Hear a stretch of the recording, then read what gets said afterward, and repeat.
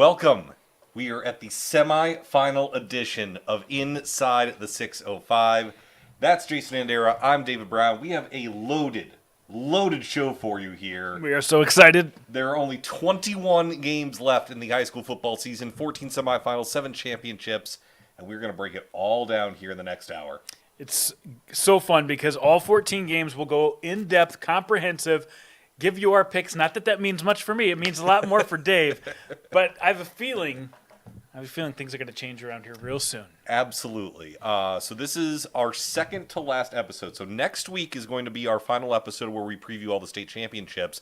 We want to tell all you it's going to be Tuesday next week. It's not going to be Wednesday. It's going to be Tuesday next week, November 12th. Same time, 8 p.m. Central, 7 o'clock Mountain. Although with daylight saving ending, I don't know if that's still the thing now. That's still a thing. It's still a thing. Okay. Either way, same time, just 24 hours earlier. Tuesday, November 12th, because we want to give all of you a chance to watch it live. And if you miss it, on Wednesday, you have an opportunity to look back and preview because the 7 state championships start on Thursday. We thought we'd just give you a little more time to digest before you go to the Dome and check out those games. Always my favorite time of the year, just really being able to really dig deep into these last 2 weeks of high school football. Now, you joked a little bit earlier about what the picks mean. Well, yes. The picks, as they look right now, if you've been picking on 605sports.com, well, it might look a little something like this. This was after the games last week, before the All Nations tournament. So just so you know, but the All Nations, you can also pick those games. I did not make my picks on those. You didn't either. I didn't either, but our apologies. We both fell a little bit, but Ryan Deal actually moved up to number 1. You can go to Football Pick'em on 605sports.com to see the updated leaderboard. But this was the leaderboard before that. And look at that. David Brown tied for 8th place. Way to go. And, of course, Ryan Deal tied for 2nd now in the outright lead for 1st after All Nations. And, of course, we can't look at this list without giving a shout-out to Hunty. Adam way to go, Hunter. Hunty. Way to go. We love Hunty. We know Hunty. But anyway. But you see the difference between me and you. 193 to 203, that's only 10 points. That's 2 picks. 2 games. And now this round we get 7 points per correct pick. Of course, those picks were from the beginning of the playoffs. So I've got a few teams left. I could still make a little run. Yeah, I think we both have a certain 9B team that is no longer viable. And speaking of which, I think that is the perfect segue into Brownie Points. Because Brownie Point number 1, as one of my old Kello producers called them, can of soda. Can of soda, of course. The biggest upset so far of these high school football playoffs. 16-8 at number 1 Avon. How about defense? Defense, Jandy. They played great defense. They did yield almost 200 yards to Isaiah Meyer and still found a way to keep him out of the end zone for the most part.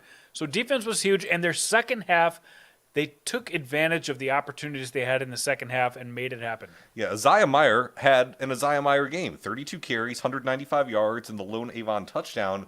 But the Pirates couldn't really get anything else going. And as you said, Jandy, Canastota took advantage in the second half. They trailed 8-0 at halftime. Brady Scott to Easton Miller for a touchdown in the third. And then a Brady Scott QB keeper in the fourth. That was the difference.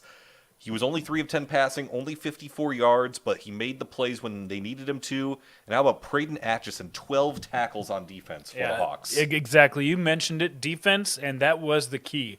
Nobody's stopped Avon quite like that in a long time, David. It is the lowest point total for the Avon Pirates in 2 full seasons. And if you go back to episode 1, we can now officially say the streak will continue. We will not have a back-to-back 9B champion. Avon is out, which means it has not been since 2003-2004 when Kimball won back-to-back. So 20 straight years of new 9B champions year after year. And with those 4 left that we'll be breaking down as soon as the Wheel of Justice allows us to, those 4 teams, none of them really came into this thing thinking we were the favorites. Now all of a sudden, there is no favorite. There is no favorite. It'll be Canastota against Sully Buttes in one semifinal. We're going to break that down, as Jandy said, when the Wheel of Justice tells us to break it down. Brownie Point number 2, the continuing journey of our lowest seed still in the playoffs, the number 11 St. Thomas More Cavaliers. 38-34, they get the victory at Mount Vernon Plankington in a rematch of the regular season. This was a game they lost to MVP 36-30. They win this one 38-34, being down 9 with 7 minutes to go. It was It was I was listening to this game on Live Ticket TV instead of watching it on my way back from Elkton, and I thought this game was over with 7 minutes left. It just felt like MVP had control of it, but this St. Thomas More team does not know how to quit, and their young players really stepped up and had a great fourth quarter. You want to talk young? A freshman quarterback, Noah Wald, 79-yard drive in less than 2 minutes. He threw for 306 and 4 touchdowns on the evening.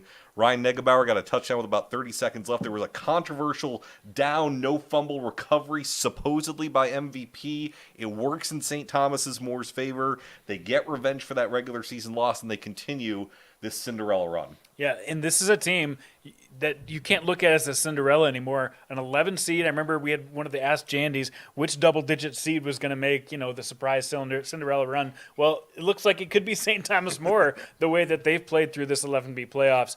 And they're right up there with those 4 teams right now. They belong in the semifinals. They are going to face winner, the number 2 seed in one of the 11B semifinals. And speaking of what you just said, remember, you can always ask Jandy anything throughout the show, and we will answer questions at the end. Third and final brownie point, Marion Freeman Academy. This was a game that both you and I called when they were playing Hill City. We both thought the Phoenix would win, and they did. 36-26. They had a 22-6 lead at halftime.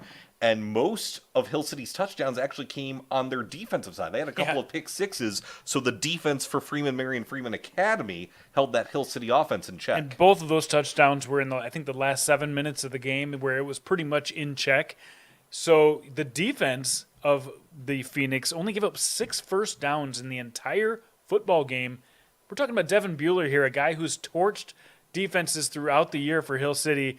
And Marion Freeman Academy, we knew their offense was good, but their defense really showed they can play semifinal and playoff football. Absolutely they can. And this is a team that, remember, they beat Avon to end the regular season a couple of weeks ago. We both thought that was significant in the sense of they had played the previous year, they played this year. Obviously, it was a bit foreboding for Avon knowing what they would encounter in the future, but I think this gave the Phoenix some confidence. I think it gave Riley Cheddar some confidence, and they are an all-around team peaking at the right time. Yeah, they can't get away with some of the turnovers that they made late in the game, and they still have had a few mistakes. But this team, when they are playing well, plays as well as anybody in nine-man football right now. Should also shout out Dominic Sperling, 24 carries, 130 yards on the ground, so it's not just Cheddar on offense doing things.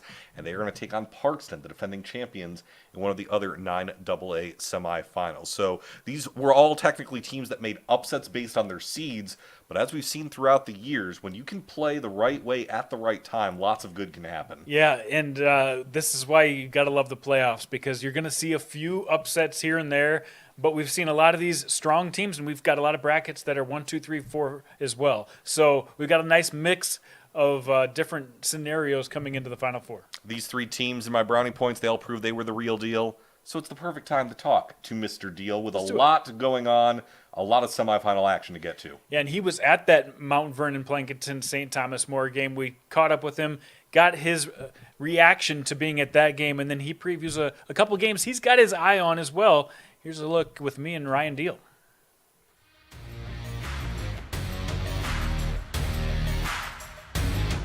Once again, checking in with the real deal. And Ryan, what do you know that we don't know? You're doing really well in the Pick'em contest. First of all, welcome to the show, and congratulations on a great start on the Pick'em.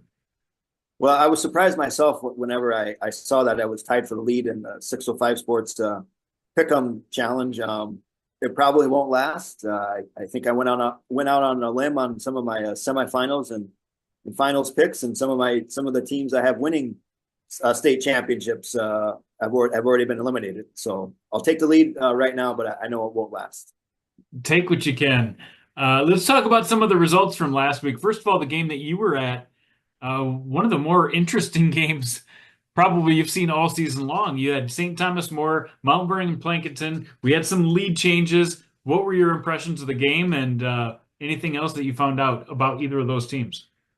Yeah, going in, that was a rematch of a game earlier in the season. And Mount Vernon Plank won that game earlier in the year, so you're thinking, hopefully this is going to be, a repeat of the regular season game, and it certainly was. It lived up to the hype, kind of a back and forth kind of a game. St. Thomas More got down 9 points there, and you're kind of thinking, well, this is going to be it, and MVP is going to find a way to win this game. But credit to Cavaliers, got a freshman quarterback, Noah Wald, looked really well in that game, played really well, really composed, had a game-winning drive at the end there, and threw a dart to a receiver, Ryan Negebauer, with 38 seconds left to win the game. So that one certainly lived up to the hype. And now St. Thomas More, they've been on the road. They've been to Groton. They've been to Mount Vernon. Now they got to go to Winter. And that's no easy task for anybody going to Winter. So now the Cavaliers will play the Warriors in a all West River Class 11B semifinal match. So that'll be a fun one to see how that one plays out. Another headline I want to get your take on is Avon. They have been the team to beat in 9B all season long, and over the last couple of weeks, we saw them get their first loss, but we still thought they were in command of 9B, and then all of a sudden, in the quarterfinals, get beat by Canastota. What's your take on that game? Well, I'll be honest, we were talking about my picks earlier, and Avon wasn't the team I had winning 9B in our 605 Sports Pick'em Challenge, so that'll probably come back to bite me, but I think that goes to show you that in 9B, we just all felt that it was probably a foregone conclusion. I mean, let's just be honest with Avon. Won it last year. They returned Isaiah Meyer and some of those guys back from that championship team. So we definitely thought that 9B was just going to be Avon's. But Canastota, they were just sitting there saying, not so fast. The Hawks, you can just never count out the Hawks in the postseason. You look back at previous years, they're either in the dome or making runs to the semifinals. So I don't know if we probably should have been surprised at that outcome, but props to Canastota. This looks like they just played a tough game against a very good Avon team, and now they go play Soy Buttes for another shot at the Dakota Dome. So the Hawks, just year in and year out, doesn't matter what class they're in, you really can't count them out. So props to those guys for pulling an upset and really throwing a wrench into a lot of people's picks, like myself. Yes, the most important thing, throwing a wrench in our picks, for sure. Yeah. Let's take a look at some of the more intriguing rematches that we have coming up this week. And we always take an 11-man game and a 9-man game. Let's start with the 11-man game. Sioux Valley taking on Elk Point Jefferson. It was a thriller just a couple weeks ago in the regular season. And now they rematch and see each other once again in the semifinals. Yeah, the first time they played, 17-14. So you're hoping and anticipating it's going to be another tight game, and hopefully it is. Two teams familiar with each other. Sioux Valley, they've just been knocking on the door here the last several years with some very good teams, some very good athletes, but just have not been able to get over that hump and make it to the Dakota Dome. They haven't made the Dome since 1988. So those guys are really chomping at the bit to get back there. And of course, Elk Point Jefferson, we know what they've done the last few years in 11B, finishing runner-up last year, winning it the previous year. So a lot of storylines, a lot of anticipation and buildup for this game. And I definitely think it's going to deliver. That's definitely an 11B game that we're going to have to keep an eye on. And then in 9-man football, you look at 9AA, where we've had some really good teams at the top, and we knew a couple of really good teams would have to play each other in the semis, and that's definitely happened as we see Hamlin rematch with Elkton Lake Benton. Yeah, when they played here just a few weeks ago, you were kind of looking at the seed points and how things were going to break down once we get to this point of the season, and you just kind of knew in the back of your mind that when they played in the regular season, they were probably going to face off again in the semifinals, and here we are again, semifinals. Hamlin, Elkton Lake Benton, 40-35 the first time they played. Hamlin was able to win that one. So obviously, you're anticipating another good game, a lot of build up into this one, and I certainly think it's going to live up to the hype. And a couple of teams that have been right there the last few years, knocking at the door as far as getting to the Dakota Dome or winning a state championship. So both those teams, they deserve to be here, and it's going to be kind of a bummer when at the end of the game when you're like, it's one of those teams has to lose, but that's how it goes, and you just hope it's going to be a good game. Well, I am excited to see how these last few semifinal games match up, and looking forward to seeing all the coverage from 605 from here on out for football and everything else across the state. Thank you once again for being on the show, Ryan. Absolutely. We'll talk to you later, Jason. Thanks as always to Mr. Deal. That Hamlin Elkton Lake Benton game, one of several intriguing matchups. Yeah, he always narrows it down to the two that he's really looking forward to. It's hard to narrow it down this week. There's so many good ones, but those two both rematches that he talked about, they're going to be excellent. All right, lots to get to, no time to waste. You spin the wheel of justice. So what are we doing? Just the class, or are we doing 11-man, 9-man first? Why don't we just see what the wheel says? Okay.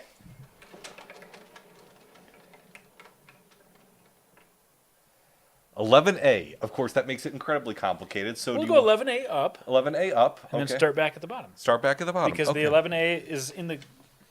They only did 8 teams, so that's a good spot. All right, 11A. There we go. All right, quick recap of the quarterfinals. Sioux Falls Christian over Rapid City Christian, 58-23. That was a season high in points for Sioux Falls Christian, amazingly, with that 58 points.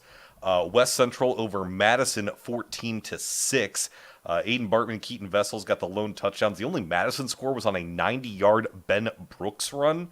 Yeah. And so that was a bit of an interesting clash there. Del Rapids over Dakota Valley, 17-6. Cole Rusink returned that opening kick, 87 yards for a touchdown.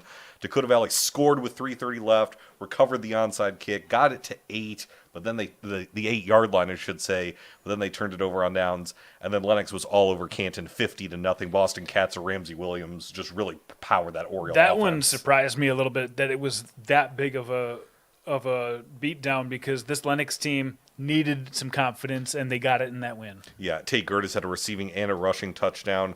Anything else from the previous 3 quarterfinals stand out to you? I mean, the West Central just played down and dirty, got it done. Yep. Dakota Valley gave Dells a little bit of more of a scare than I thought they would, even though they'd beaten them before. And then Rapid City Christian started out really well against Sioux Falls Christian, who was down a few key players. So for Sioux Falls Christian to get a big win like that shows me a lot. Yeah, as I said, amazingly enough, for as great as Sioux Falls Christian has been this season, this was a season high in points with 58, with a couple guys hurt. With no Cole Snyder Yep. and Jensen Pixler, their top tackler as well. So, yeah, that means a lot. All right. Moving on to the semifinals, we do have the top 4 seeds in 11A. Let's start with number 4 versus number 1, West Central at 7-3 against undefeated 10-0 Sioux Falls Christian. This is a rematch of the season opener, which Sioux Falls Christian won 42-13. Those were the most points West Central's given up in a game this season. Yeah, exactly. In that game, West Central made a few mistakes that they think they can correct. They got into the red zone, actually inside the 10-yard line 3 times that game, and did not punch one in. So they feel like a couple things go their way, they can play with a team like Sioux Falls Christian because they slow the game down so much. You see right there, West Central, a team that passes for 26 yards a game. I mean, they're going to keep it on the ground and really try to shrink this game down. And you look at the defense over the last couple games, that Trojan defense has really buckled down. They've given up less than 7 points each of their last 3 contests.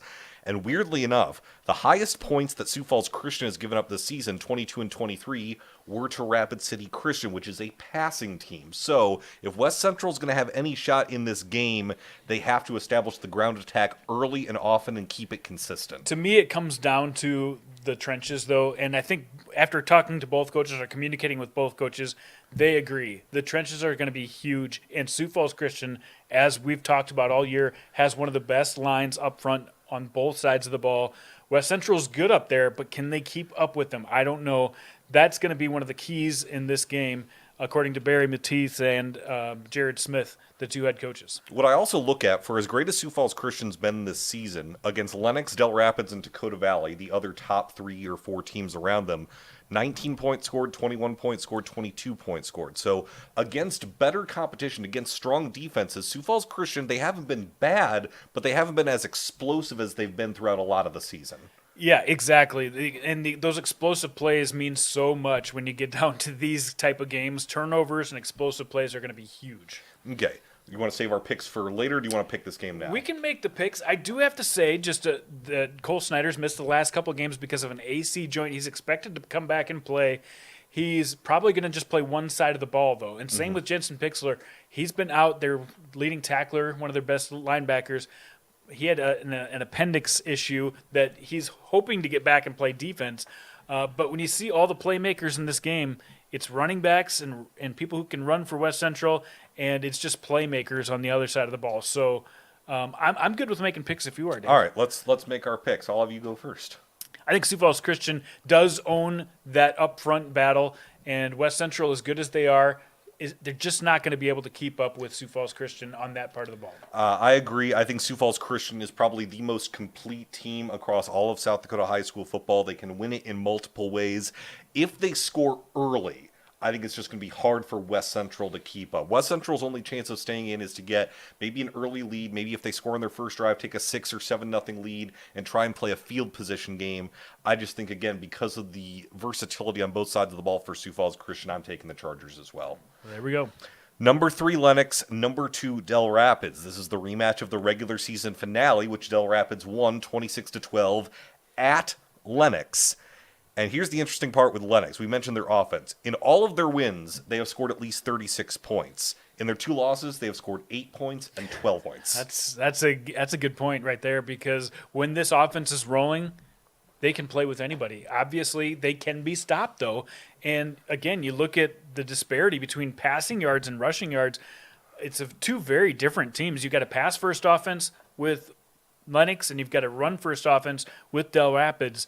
Which style will be able to dictate this game? That's always the question. And then, of course, what style dictates is dependent on the other side's defense. So, is the Del Rapids defense up to the challenge again? Because we mentioned a couple weeks ago they held Lennox to just 12 points. Well, and Derek Genslinger said that we have to control the pace of this game. We've got to be able to stop Lennox, and Lennox is hard to stop 2 times in the same year. So I think if Lennox executes at a higher level, they can move the ball on Del Rapids, unlike a lot of teams in 11A. This is a team that can move the ball on them. And you see Boston Katzer's numbers, almost 3,000 yards passing, 33 touchdowns, but interceptions has been the problem. Mm-hmm. And that's what Del Rapids is key. That's their path to victory here, is if they can turn over Lennox. And to your point, we haven't talked about the Del Rapids offense specifically. They've only scored 43 total points in their last 3 games. Yeah. Now, granted, they've been winning those games, but you'd like to see the Del Rapids offense get going maybe a little bit more, especially if their defense can't get up to snuff against a high-powered Lennox offense. Teams have really been concentrating on Cole Rusink the last few games, and you see by the stats there, he is the one guy that they can rely on to make the big plays, but you can focus on him and take him out, and if you can, you do reduce their total offense in a big way. It's going to be very interesting. You saw with Cole Rusink and Del Rapids last week, obviously, he returns the opening kickoff. Lennox knows how dangerous Mr. Rusink is, but if he can get something going on special teams, even if it's not necessarily a touchdown, if he gets a good return, gets Del Rapids in good field position, Lennox has to be thinking about that from the jump. Yeah, Lennox has to be thinking about has to be thinking about Cole Rusink from the jump. And they know that Dells is going to try to shorten this game, so they've got to get him off the field on 3rd downs. They have to if they want to win this game. So as much as it's about offensive firepower for Lennox, defensively they have to do their job against Cole Rusink and get them off the field on 3rd downs. All right, ready to make our picks? Let's do it. All right, I will go first.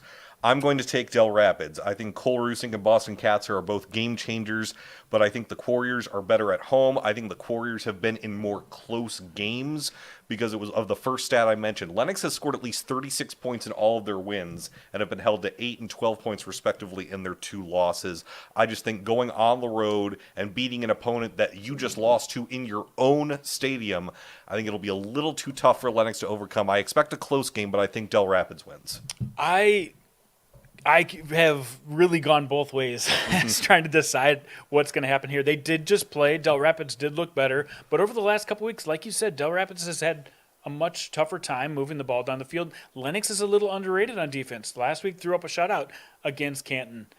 They are really clicking on offense. I think if they execute at the level that they can execute at, they're going to win this game. And I'm going to take Lennox in an upset here to take out Del Rapids. All right, our first disagreement. Hey, we're on our first of 7 classes. We have 1 disagreement. Of course, Let's just keep going. You need to catch up to me in picks. I don't care about my picks anymore like I usually do. Usually I care. But I do think Lennox has a shot at really pulling one out and getting to the Dome this year. All right, so we're moving up to 11 AA. Is that correct? 11, yes, AA, yes. 11 AA. So moving up, we're taking care of the classes that had only quarterfinals in them, and then going back around to all the schools that, or all the classes that had rounds of 16. Exactly. All right. 11 AA, your quarterfinal results. Yankton over Aberdeen Central 28-6. Yankton wasn't really the sharpest in this game, but they didn't need to be. Right, exactly. They have looked good and they're trending up in the right direction, but you're right. They didn't need a huge win and they didn't, get a huge win, but still any win in 11 AA this year is a quality win in my book. Pier once again defeated Spearfish 40-20. It was a rematch of the regular season matchup from a couple weeks ago. This was a scoreless game after the first. Things really didn't get going until the second quarter. It was kind of back and forth, but then late second into the third, Pier just took over and capitalized and built a 3-touchdown lead. And 2 times in a row they did that versus Spearfish. We wondered if the first time was, a problem with the penalties that Spearfish had, or overconfidence or underconfidence. We didn't know, but when they do it twice like that, I mean, it shows me that Pier has definitely made some adjustments, made some changes for the favorable a run here down the stretch. Bucci had 3 touchdowns. Merrill had 2 touchdowns. Watertown over Huron 35-0. Spencer Winches had 2 touchdowns. Second one was 80 yards. Mitch Olson had 2 long touchdown receptions. A complete win for Watertown. Yeah, and Watertown needed that. Because Huron is a team that has given some people problems down the stretch. So a big win for Watertown. Probably the most interesting quarterfinal was Brookings and T Area 23-13. That was actually the score at halftime. There was no scoring in the second half. Will Conrad had a long TD to open the game for Brookings to give them a 6-0 lead. T actually came back. They were leading 13-9 off of a couple of Brookings turnovers, but then the Bobcats took over, and as I mentioned, no scoring in the second half. So a little good, a little bad for Brookings. Yeah, a good showing by Will Conrad in the running game with Gavin Anderson was really on an upward arc over the second half of the season throwing the football, but they got back to basics and did what they needed to do to get a win over T. All right. So your semifinal preview, it's the same as in 11A. We have the top 4 seeds. We'll start with number 4 Pier with a 6-4 record at number 1 Yankton 8-2 record. This is a rematch from September 27th, Game 5 of the season. Yankton won that game 35-7 at Pier, and that was in the midst of Pier's big losing streak in the middle of the season.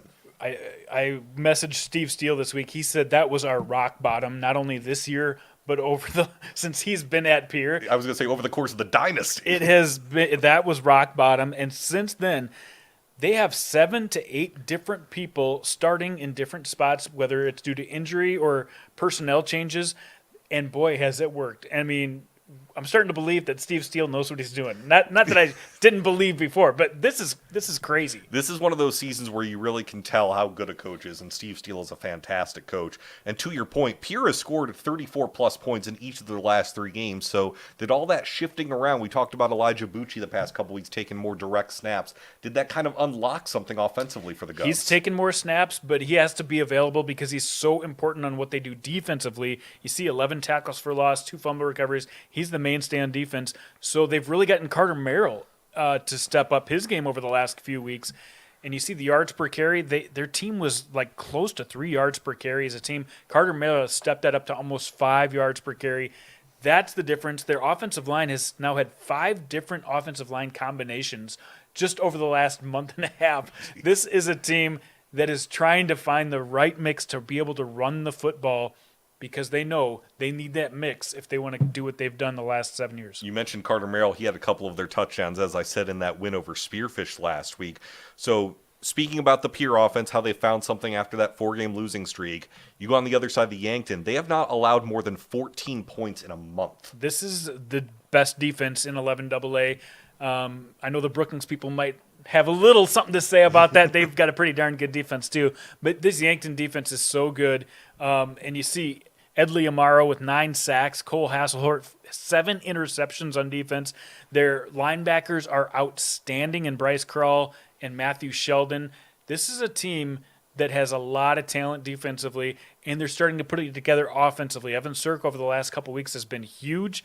This Yankton team is still trending, to me, as the most complete team in 11 AA. And they're so complete. There's a guy among the 6 on the Yankton squad that you've listed there. Another guy, Matthew Sheldon, had a pick 6 and a rushing touchdown in that win over Aberdeen Central last week. I will go first in making the pick.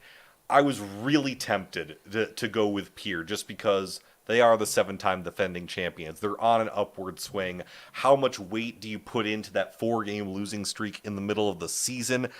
Pierre is better. I do not think this will be a 28-point margin of victory for Yankton. I'm still taking the Bucks just because they've been more consistent. Pierre, to me, has just been too much of a roller coaster this season, but I do think it's going to be close. Well, as I communicated with both coaches, Coach Muth said the key is we're going to have to be ready for a completely different team. And Steve Steele said we're going to have to be able to handle their tempo because that gave them problems last time. So I think that will continue to give them problems this time. Really, to me, this comes down to the line of scrimmage. And as much as we talk about Yankton and their defensive players, their defensive backfield, Evan Sirk, how much Easton Nelson has gotten better this year, it's going to come down to what they do in their trenches. And I still think the Bucks are a little better there than Pierre is this year. So give me the Bucks in a close one. Yeah, I think this is going to be less than a 10-point game when it's all said and done. I think Pierre certainly has, to use that old Rudy Tomjanovich saying from the Houston Rockets, that don't underestimate the heart of a champion. It's not that I'm underestimating Pierre. I think they're perfectly capable of winning this game. They are. I just don't think they are going to win this game. And that's hard to say. It's something we've never seen over the last 7 years, a team that's not made it to the Dome. But I think they just ran into the wrong team at the wrong time. Yankton is playing really well. The last semifinal, number 3 Brookings, number 2 Watertown, both teams 8-2 in the regular season. Weirdly enough, with an 11-team class, they did not play in the regular season. Yeah. The last time they met was the 2023 season opener, which Watertown won in a shutout, 33-0. I look at Watertown.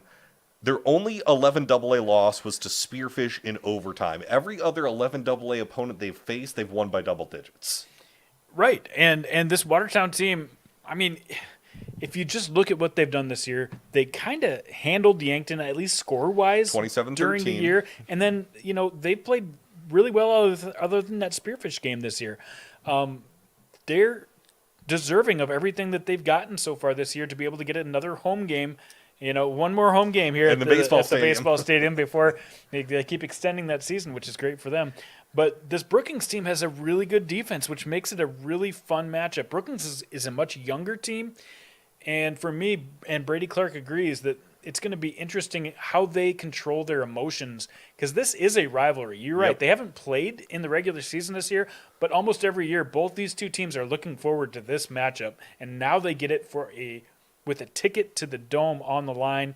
That might be a lot for a lot of these juniors and sophomores who haven't been in the playoff run here for the last couple of years for Brookings. I mentioned Watertown's dominance over 11 AA competition. On the other side for Brookings, their defense has only given up more than 14 points against an 11 AA team once, and that was T area in the regular season. But if you remember, that was a 29-6 game. T scored a lot of garbage time points to make it closer 29-22. So again, against 11 AA competition specifically, Brookings defense has held other teams in check. Yeah, and you see by the stats here, both those defenses have been pretty good this year.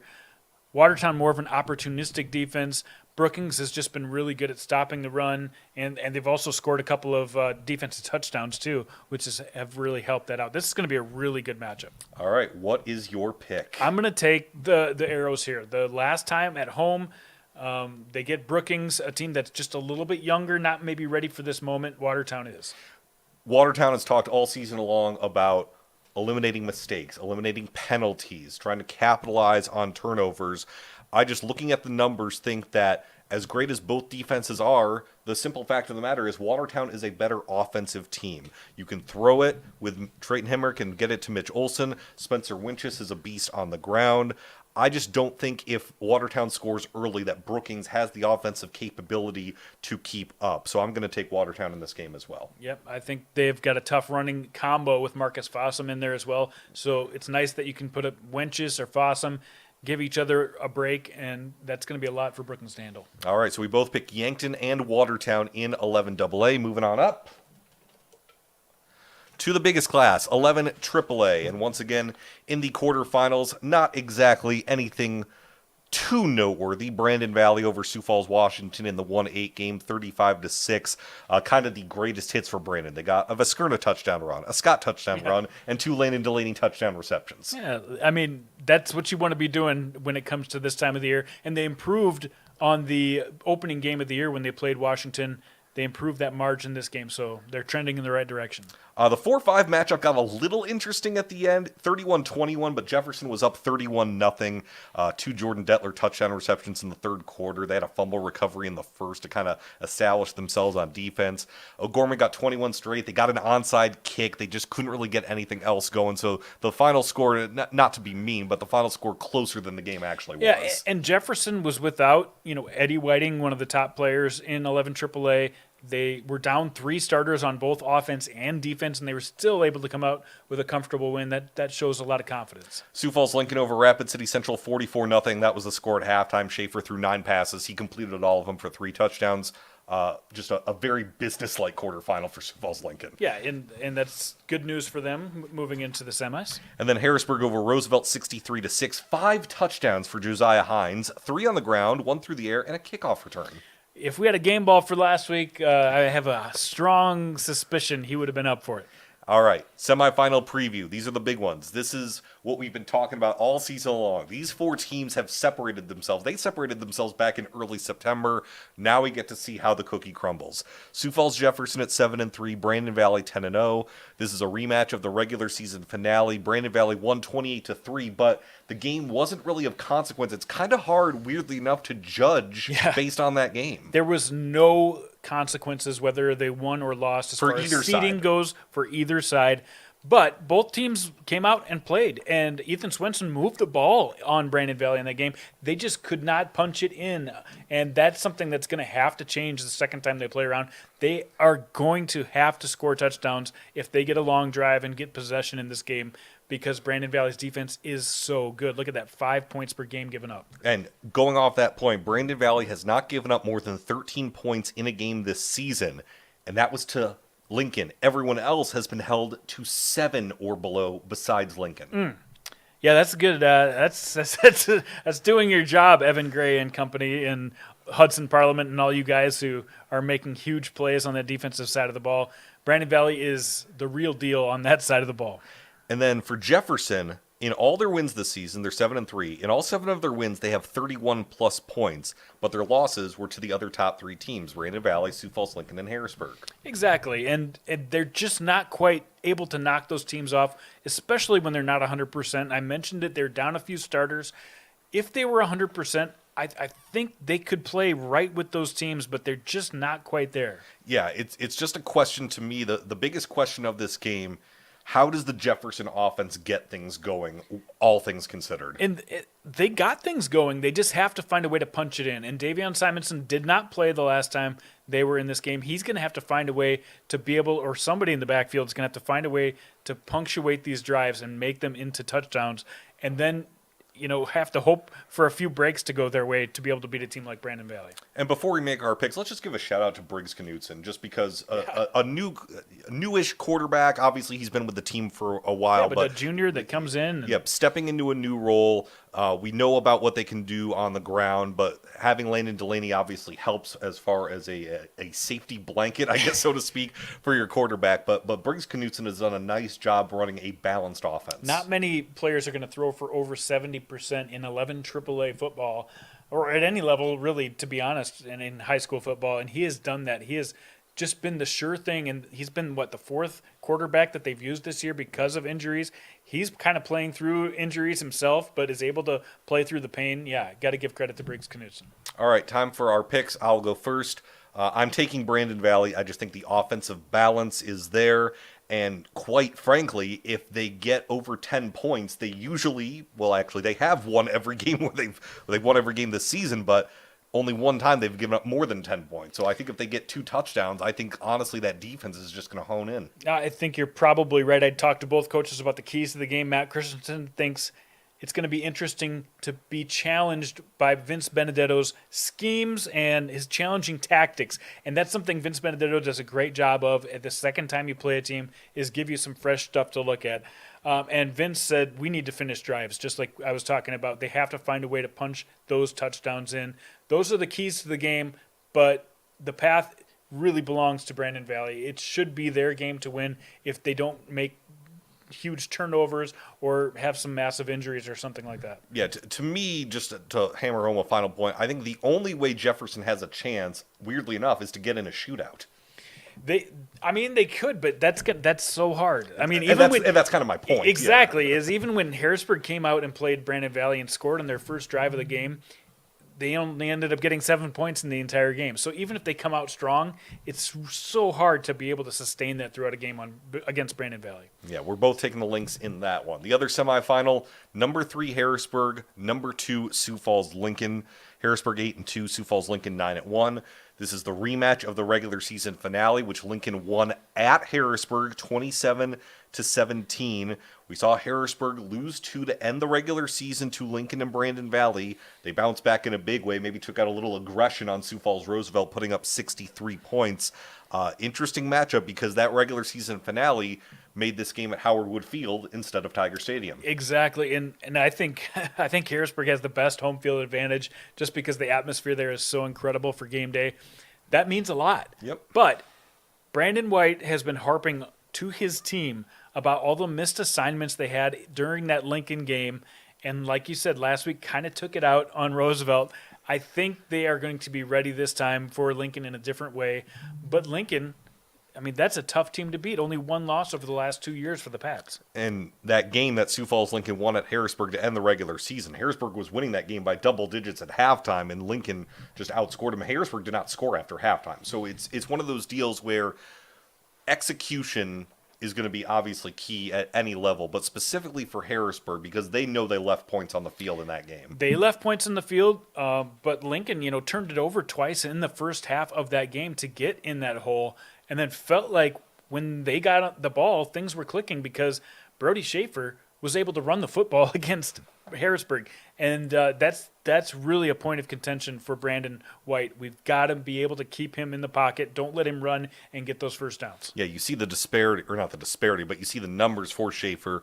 2 good running quarterbacks. Yeah, 500-plus yards rushing, 1,500 passing yards. Sam Knuth, obviously great, the touchdown-to-interception ratio. He can run the ball as well.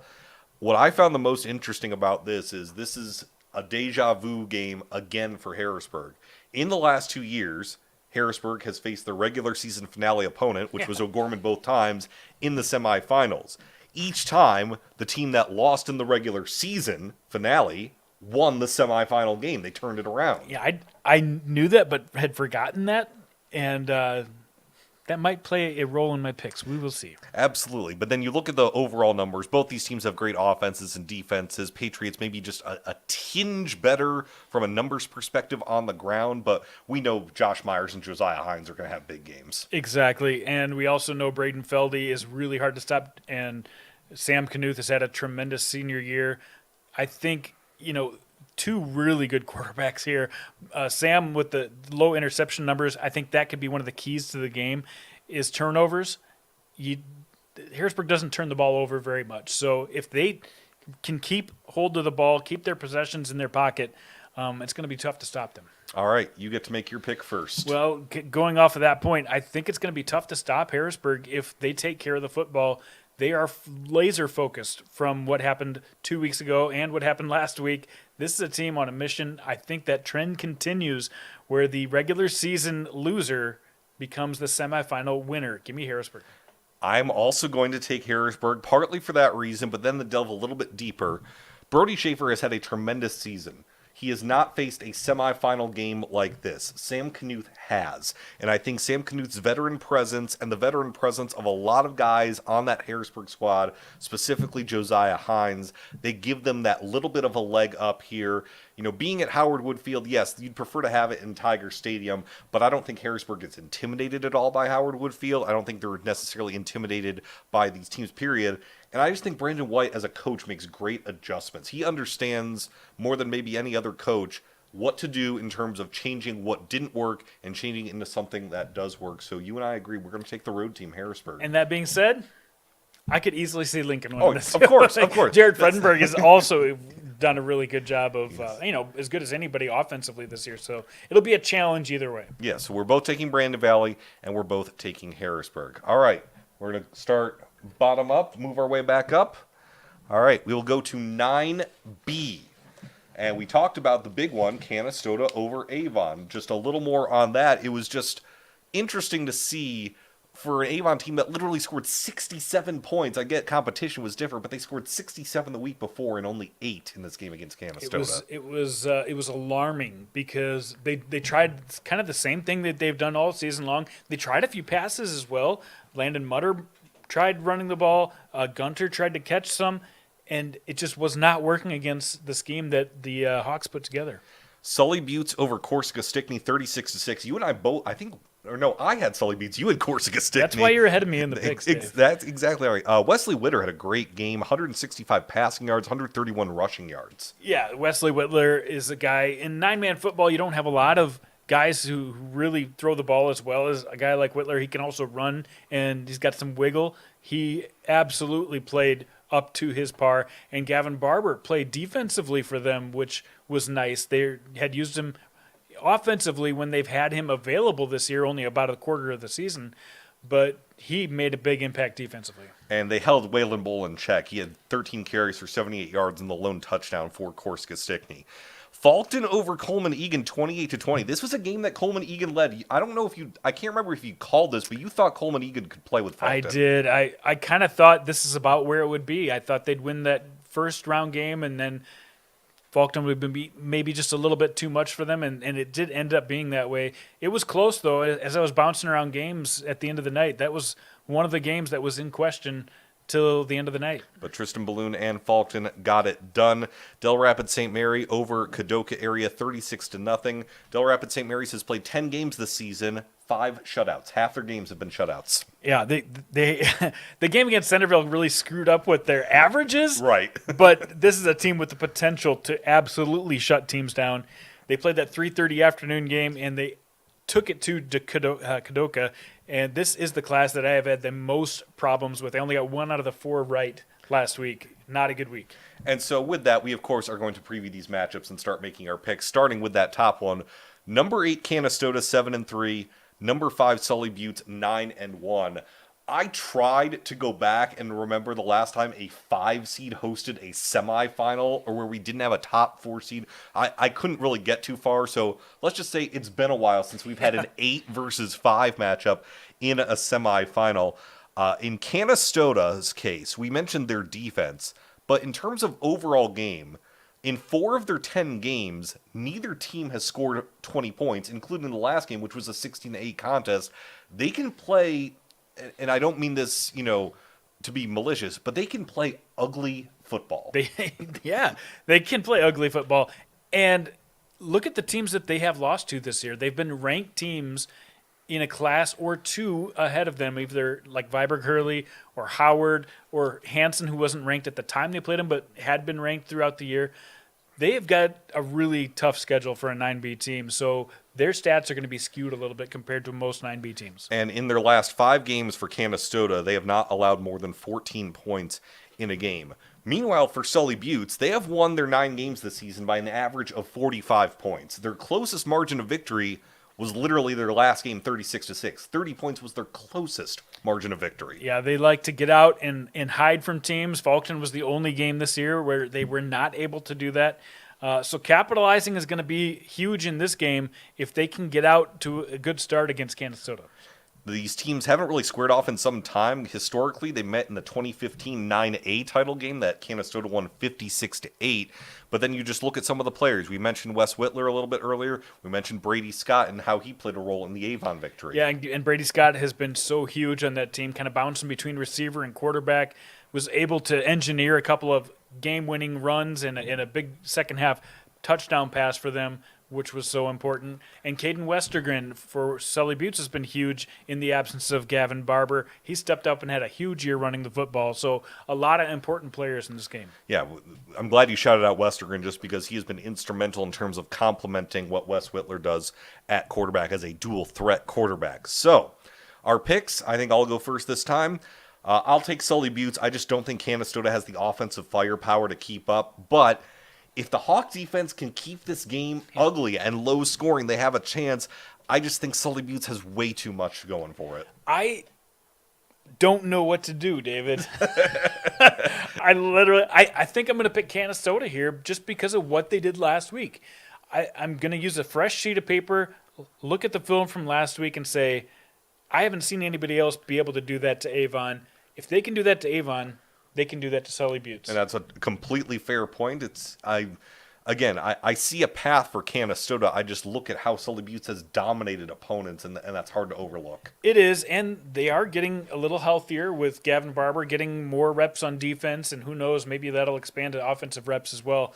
But I really like what Brady Scott and the Canastota Hawks have done. All right, so we disagree on the first semifinal. The other semifinal, number 3 Del Rapids St. Mary at 9-1 against number 2 Faulkton area 8-2. I mentioned for Del Rapids St. Mary their 5th shutout in 10 games in their win over Kadoka area, but it was actually their first in a month. Obviously, the Centerville game threw off their stats a little bit, as you see. But nevertheless, I like this Cardinal defense. Yeah, the defense is really good. Maverick LeBrun has done a great job kind of heading that group up, but they've got so many guys that just rally to the football. So many young guys who have really stepped up as this season has gone on. And for them to allow less than 10 points per game, again, a fairly tough schedule playing in that DVC, I really like the defense for the Cardinals as well. And for Faulkton, they're coming off that win against Coleman Egan. That was their closest victory of the season, 28-20. Their biggest competition now, Avon, the championship rematch, I think that you and I both thought initially was going to happen between Avon and Faulkton, is not going to happen. So Avon's out. Faulkton has an opportunity here. Obviously, they're not looking too far ahead, but they know who's in and who's out. And it's so strange because last year, they had such a dynamic group of seniors. They lost, Garrett Kramer and some of those guys, and you thought, well, maybe it's time to take a step back. But Gian DiMaria has been outstanding at quarterback. Charlie Dieter, offensively and defensively, has been so good. Landon Coyle able to run the ball. One of the more balanced teams I've ever seen in 9B football. This Faulkton area team can beat you in so many different ways. They play different styles of games, and it's just going to be who has the ability to stop the run. And that's what Ross Flemmer told me from St. Mary's, is the team that is able to stop the run. And St. Mary's obviously relies more on the run, but he thinks whoever stops the run is going to win this game. Yeah, you look at Charlie Dieter's numbers. He was so excellent in that championship loss against Avon last season. And then we mentioned Balloon earlier and DiMaria, what he's been able to do this year for that Faulkton area offense. And then you just look at the numbers on the other side, specifically with the LeBruns.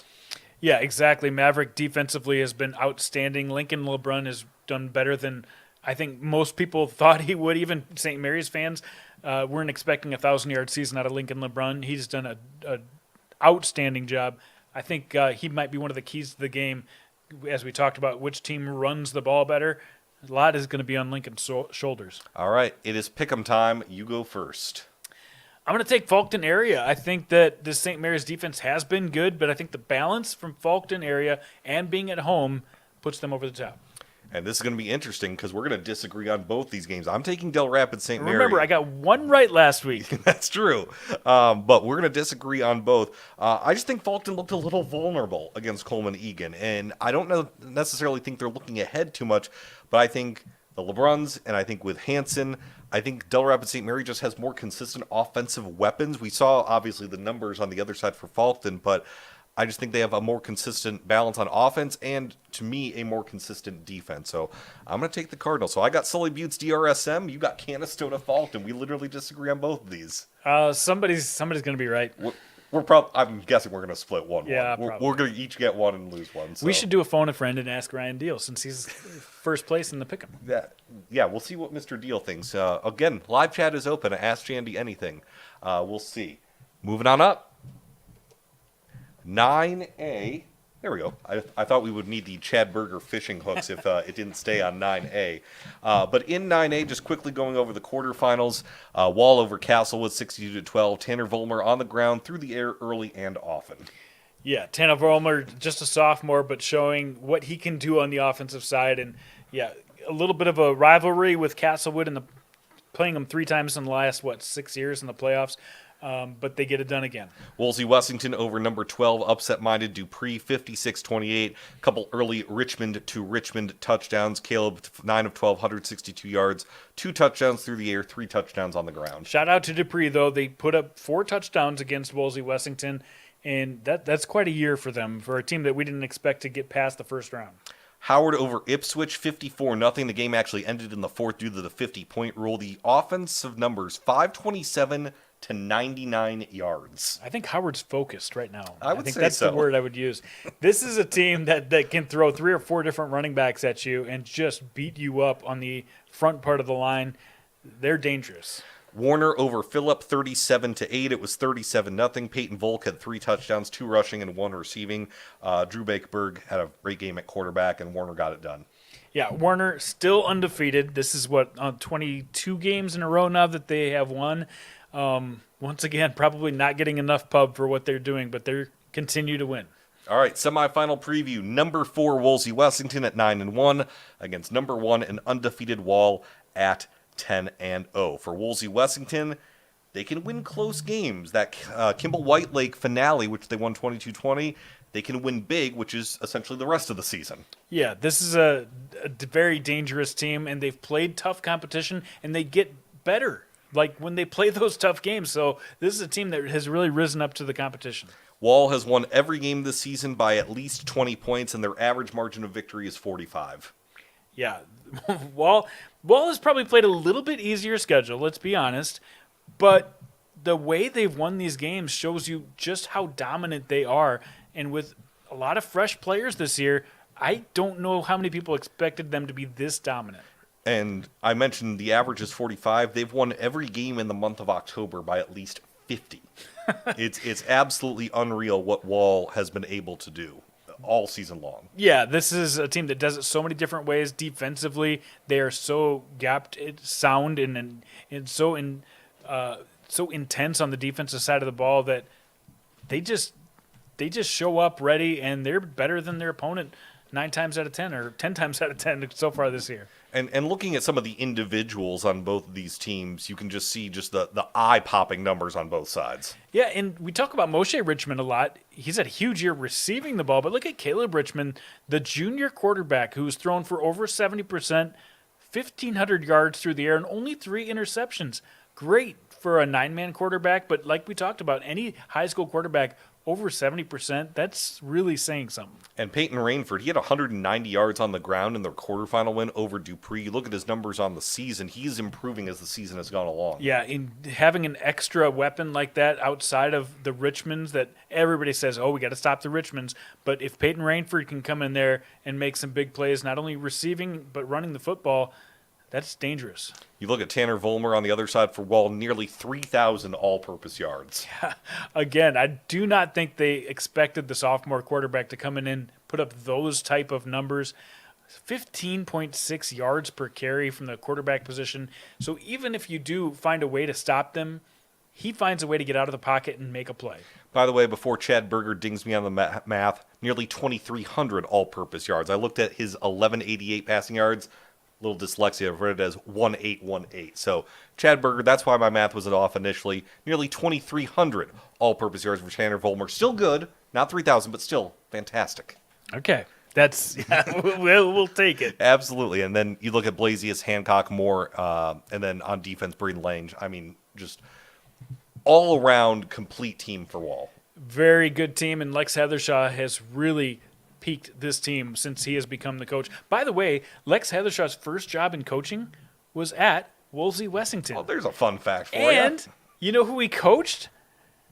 On the team in 2011 was Hayden Hooks, who is now the head coach for Wolsey Wessington. So just keep that in mind when you're watching this game. No love lost between Wolsey Wessington and Wall. All right, pick time. I thought about this one a lot, and it's... You look at the numbers for Wall, and they're just so eye-popping. I'm going to take Wolsey Wessington for 2 main reasons. One, you mentioned it a little earlier. I think they've played better competition this season. That's no fault of Wall's, but all they've been involved in is blowouts this season. Whereas Wolsey Wessington, maybe I'm putting too much stock in the regular season finale, but playing a close game and winning it shows that they know how to react when the pressure gets tight. Yeah, they step up when it gets tight. You're right. And I just think the Richmonds can step up in a big way, both on the air and on the ground. I just think this is right for, if it's a close game, I think Wolsey Wessington might just be better equipped to handle a closer contest. So I'm going to go with the upset and take Wolsey Wessington.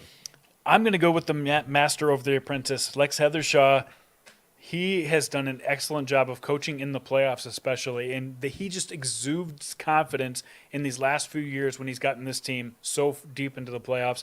He will know how to control the Richmond Impact, which most teams do not know how to control. Give me Wall. I do think it's going to be close, but I think Wall has too much firepower.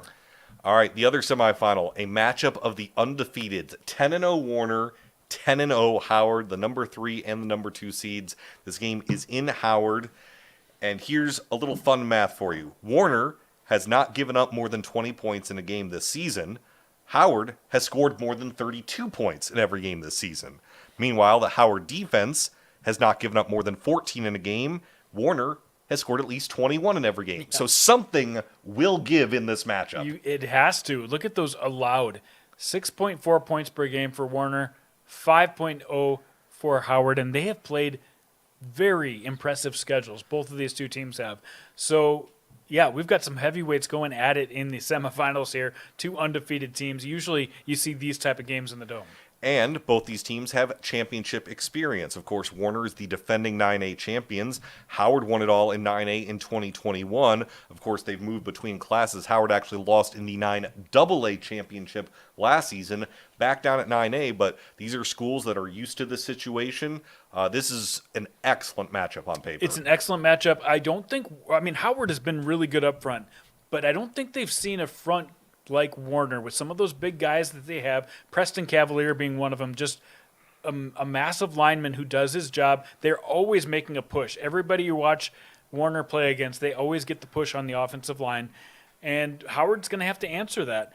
For Howard, though, they have to slow down one of the best run games in nine-man football, maybe the best run game, and they're going to have to find a way to get them in third and longs and force them to pass the ball.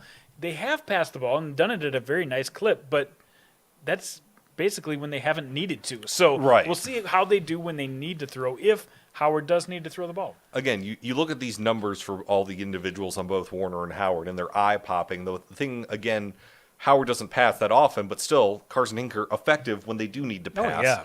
And then on the other side, I mentioned Peyton Volk with his 3 touchdowns in the victory over Phillip, and then Josiah Baum has 21 touchdowns in all their other games. Yeah, they've got 2 guys who can get it done, get it into the end zone for them. Those 2 have been outstanding. And Drew Bakesberg, let's give him some credit too, filling in for Hunter Kramer, and has done an admirable job of just taking care of the ball and making the smart play. All right. Pick'em time. You get to go first this time. I got the Howard Tigers. That's no joke. When you take it to Ipswich like that and 50-burger them in the playoffs, they are at a different level right now. I'm going to take Howard as well. You look at the depth. Hinker and Miller and Kepsel and Remmers and Becker.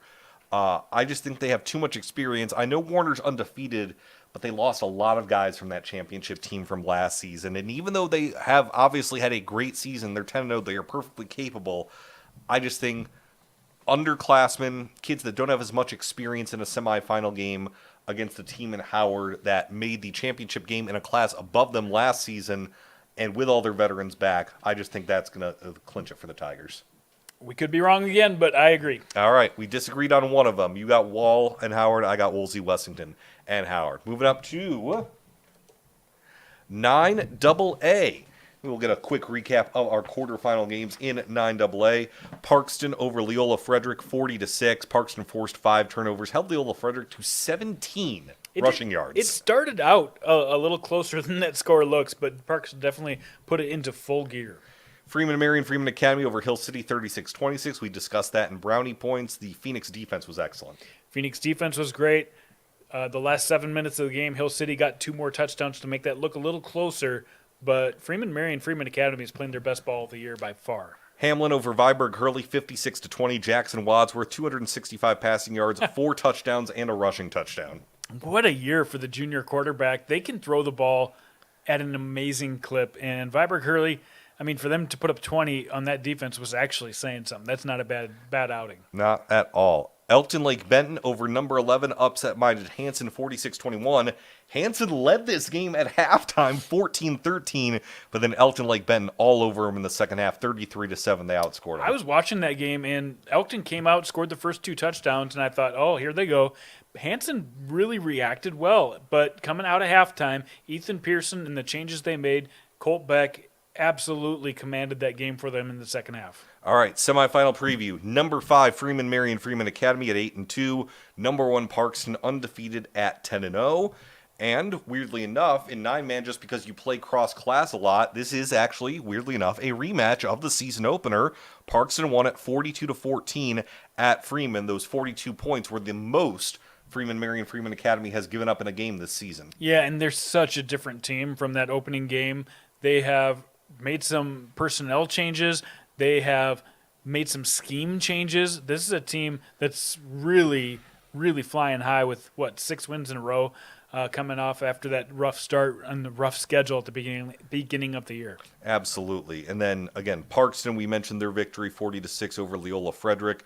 Mentioned the turnovers they forced. Coulter Kramer was excellent, 182 yards and a couple touchdowns for Parkston. Yeah, he's been excellent all season long. They've got plenty of guys who can get it done, but definitely rely on Coulter Kramer on a team that doesn't have a ton of seniors this year compared to last year.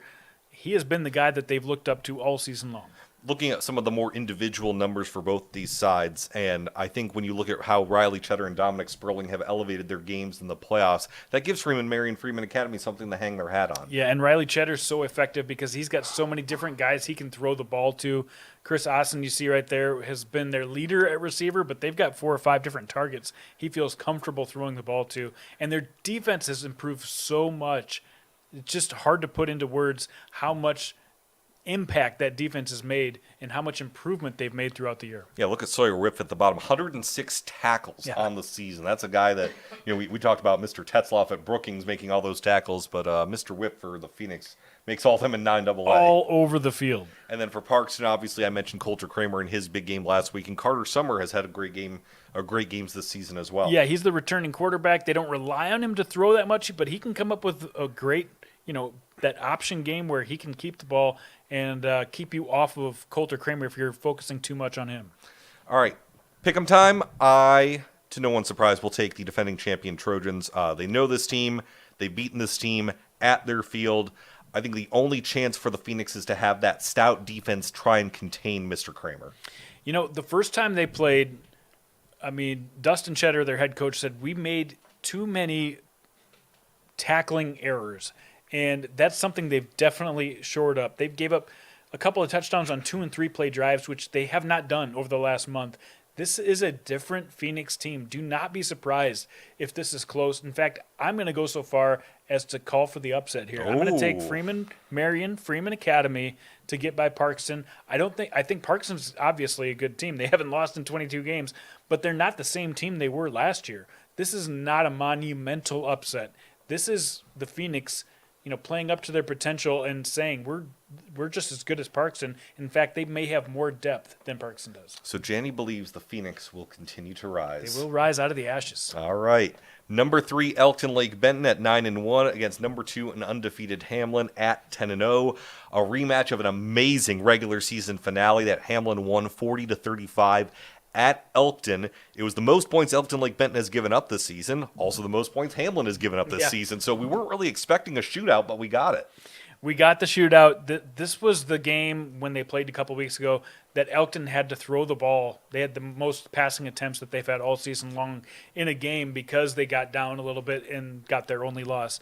But it was kind of back and forth. Both these teams had their moments when they looked like the better team on the field in that first time they played. So it's going to be an interesting one on a rematch. And remember, Elkton Lake Benton led this game, I believe, by 17 at some point in the first half. It was a back-and-forth affair that Hamlin eventually won.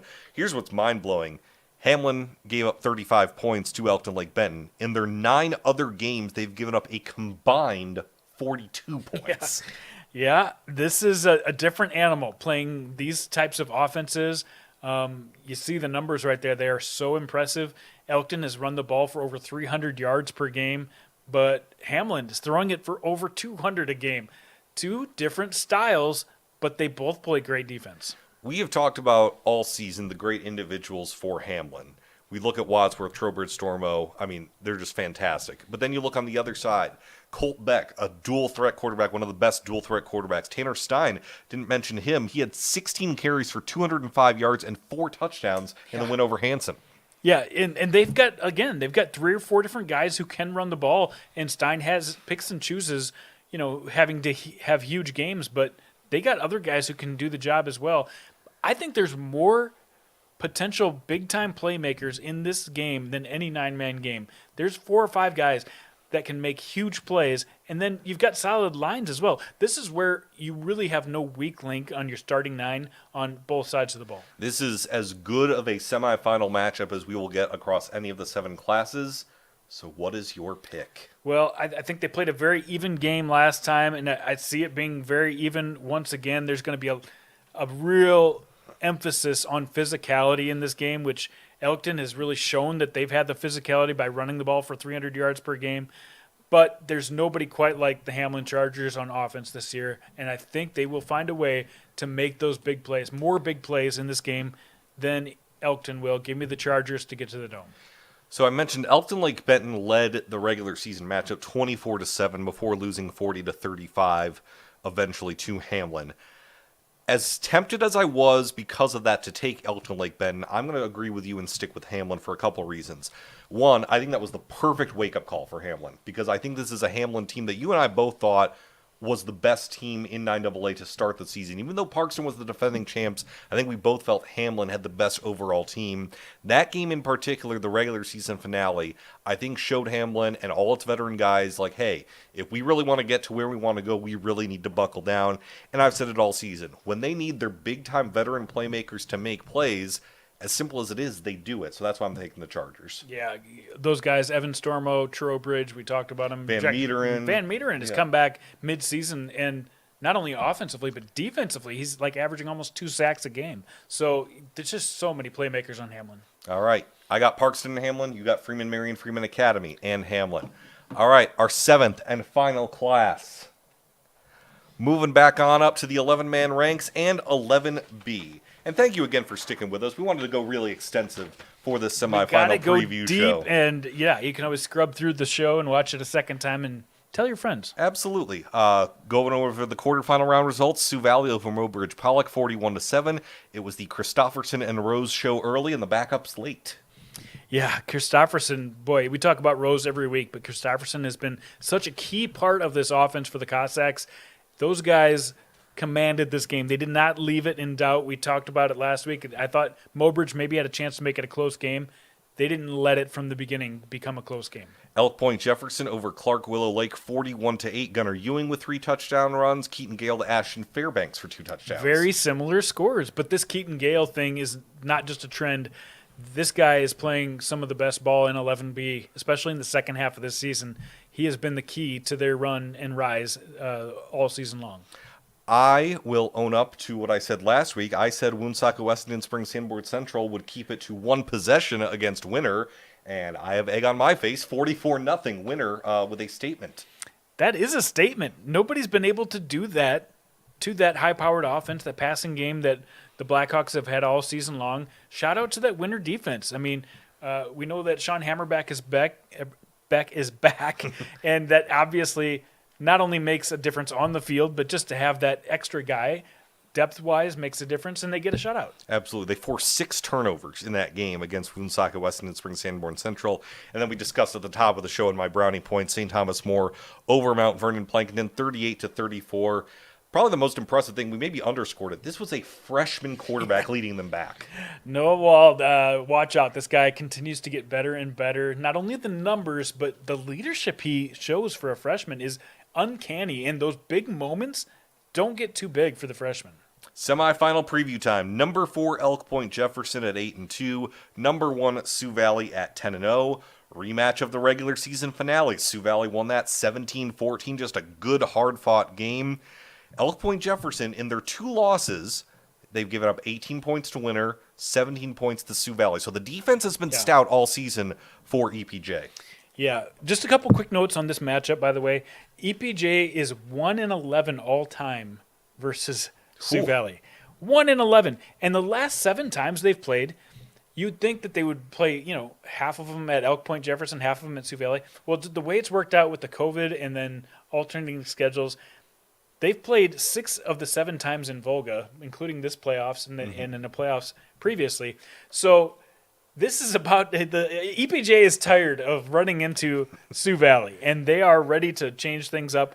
This is the 4th year in a row that EPJ has made it to the semifinals, and it's just really impressive. But you mentioned it. The defense has done their job. The offense has really improved in the second half as Ashton Fairbanks and as their quarterback Keaton Gale has really done a nice job of leading this team.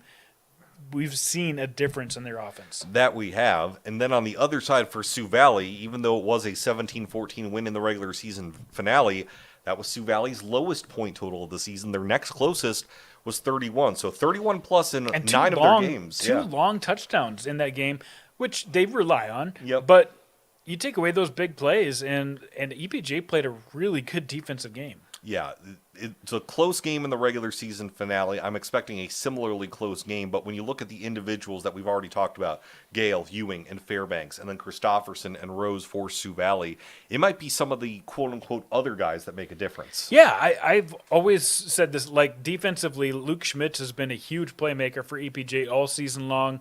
And Mitchell Guthmiller, too, another defensive guy who's been huge.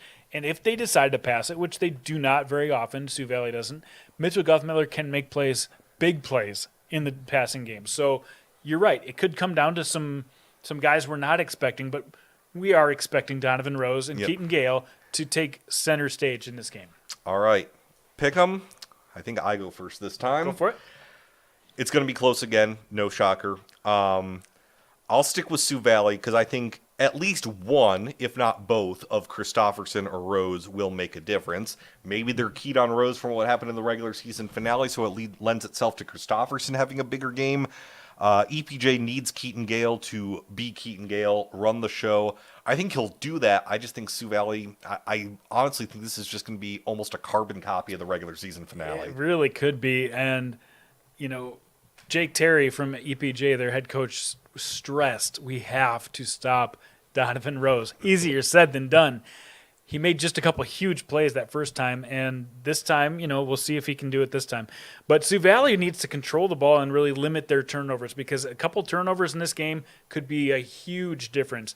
I like EPJ. At the beginning of the year, I picked them as my champion in 11B. I'm going to stick with them. I like the way they've rebounded here in the last few games. I'm going to take the Huskies to get back to the Dome. And I would not be shocked by that result at all. I just think this is going to be a very close game. I think it's going to be another one-possession game. Yeah, I don't think anybody – I would be hard-pressed to find somebody who thinks this is going to be a blowout. All right, the last semifinal. Number 11, St. Thomas More at 8-2. Number 2 winner at 10-0.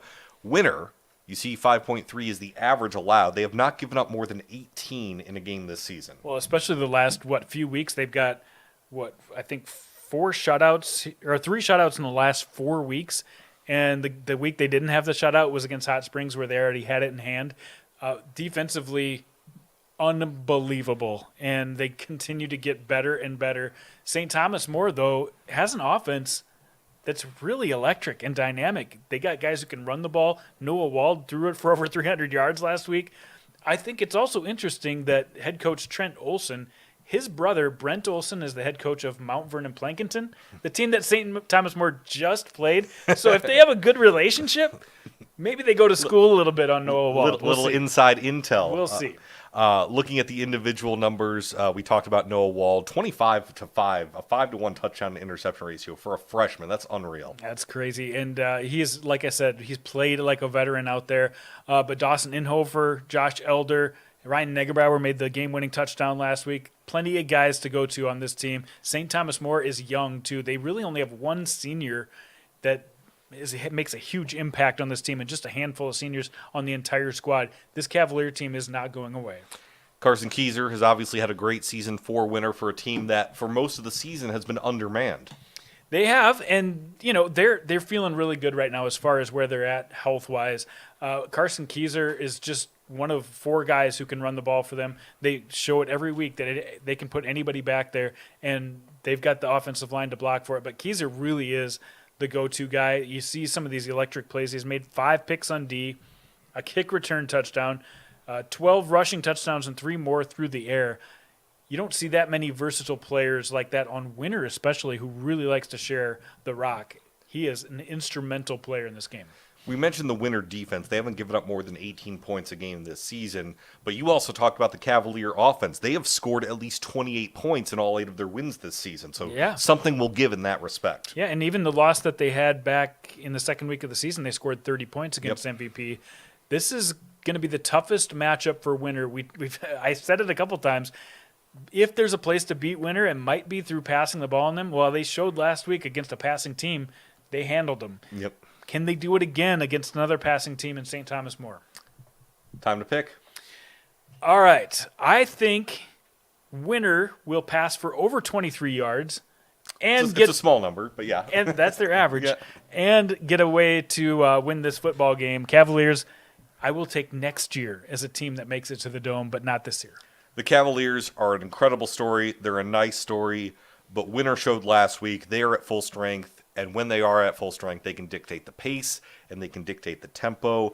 I'm taking Winter. Also, as great as he's been, this is a big spot for a freshman QB to go on the road and play a preeminent title contender and a stout defense. And for all you West River fans, no matter who wins, we get a West River representative because Winter just barely makes it West River. All right. Hey, we've gone through all 14 semifinal games.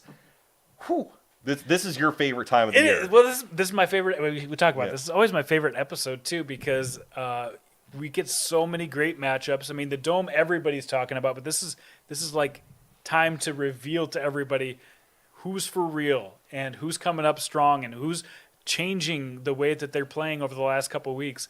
And it's just a treat for me to see these teams knock on the door of the Dome, see it there, and find a way to get to the Dome because your entire community gets to go celebrate a championship, or at least going to play for a championship. You were down 2 picks to me. I didn't keep track, but I think we differ on at least 4 games. So 4 of the 14. So at least. I think maybe more. Either you will surpass me or I will build an insurmountable lead. Yeah, and then we'll just kind of forget about it. All right. Not a whole lot in Ask Jandy Anything. We'll keep it to one. Chad. Jandy kept receipts on Ask Jandy Anything? Of course Jandy keeps receipts on Ask Jandy Anything. You know what? I do have to say, the most important thing for me is to be right. I just want to be right when I'm talking about this stuff. Yeah. I really try to get my facts correct, and it really does affect my mood for days when I do as terrible at Pick'em as I have so far this year. Oh, man. But we're hoping for a big Friday. We'll see. All the games Friday, November 8th. And it's going Tuesday, to be awesome. By the way. Next week, Tuesday. Yep. Make sure to tune in. Yes, I was going to mention that next. Yes. So next week is our season finale, our last episode of the year. We will preview all 7 championship games, and it will be a day early. It is Tuesday next week, not Wednesday. Tuesday, November 12th, 8 p.m. Central, live on YouTube, breaking down all 14 semifinals, previewing all 7 championship games. And that will be a wrap on this first season. But it's our longest episode. Yes. Thanks for hanging with us. Yeah, exactly. I know we had some technical issues last week, but thanks for sticking around. It's been an awesome episode. We went an hour and 20 minutes on this one. Speaking of technical issues, thank you to Hannah Rowe and Bruce Andera, as always, for helping to make this technical issue free. Absolutely. We love it. For Hannah, for Bruce, for Jandy, I'm David. Thanks so much for watching. Enjoy all the semifinals on Friday. We'll be back here 6 days from now, Tuesday, November 12th, to preview the championships. Thanks for tuning in.